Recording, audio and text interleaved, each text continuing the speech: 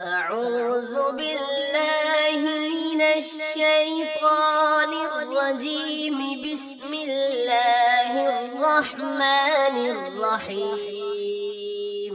إذا جاءك المنافقون قالوا نشهد إنك لرسول الله والله يعلم إنك لرسوله والله يشهد إن المنافقين لكاذبون.